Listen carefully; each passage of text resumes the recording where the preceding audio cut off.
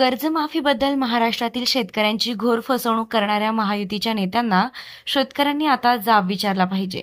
महाराष्ट्राच्या कानाकोपऱ्यात फिरणाऱ्या या तिन्ही पक्षांच्या मंत्र्यांना लोकांनी आता तुडवून हाणलं पाहिजे, असा घणाघात स्वाभिमानी शेतकरी संघटनेचे नेते माजी खासदार राजू शेट्टी यांनी केला। राहुरी तालुक्यातील टाकळीमेळा येथे काल सोमवारी सायंकाळी राहुरी तालुक्यातील टाकळीमेळा येथे शेतकरी मेळावा संपन्न झाला।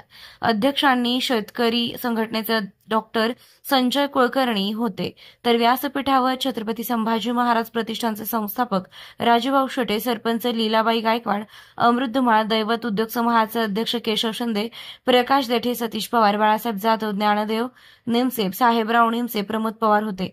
प्रसंगी बोलताना राजू शेट्टी यांनी सरकारवर कडाडून टीका केली। ते म्हणाले, हे काका पुतणे कधी कधी एकत्र येतात व तंत्रज्ञानाच्या गोष्टी सांगतात।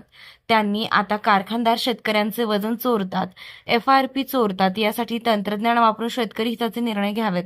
यावेळी स्वाभिमानी शेतकरी संघटनेचे जिल्हाध्यक्ष रवींद्र मोरे म्हणाले की राहुरी येथील डॉक्टर बाबूराव बापूजी तणपुरे सहकारी साखर कारखान्यामध्ये आतापर्यंत सत्ता भोगणाऱ्यांनी हा कारखाना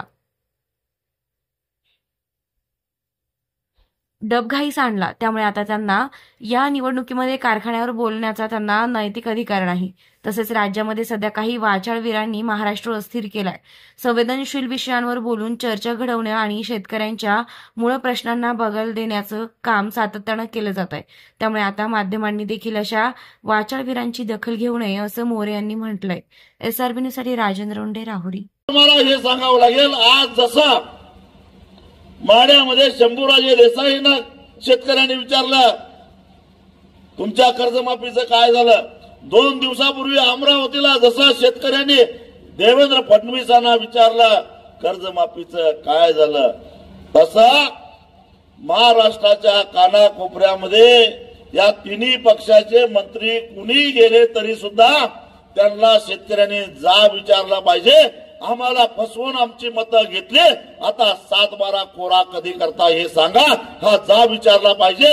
वेळ प्रसंगी त्यांना तोडवून हाणलं पाहिजे, त्याशिवाय 7-12 तुमचा कोरा होणार नाही, लक्षात ठेवा।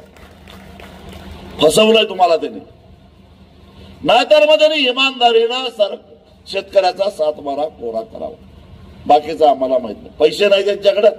मी आजच एक जाहिरात वाचली पेपरमध्ये, राज्याच्या मंत्रिमंडळाची बैठक तुमच्या जिल्ह्यामध्ये होणार आहे। तुमच्या जिल्ह्यामध्ये पुढच्या काहीतरी 15 दिवसानं एक मंत्रिमंडळाची बैठक काहीतरी चौंडीला काय कुठेतरी होणार आहे, आणि त्यासाठी 1 दिवसासाठी म्हणून मंत्रिमंडळाच्या बैठकीची व्यवस्था करायला 150 कोटीचं टेंडर सार्वजनिक बांधकाम खात्यानं जाहीर केलेलं आहे।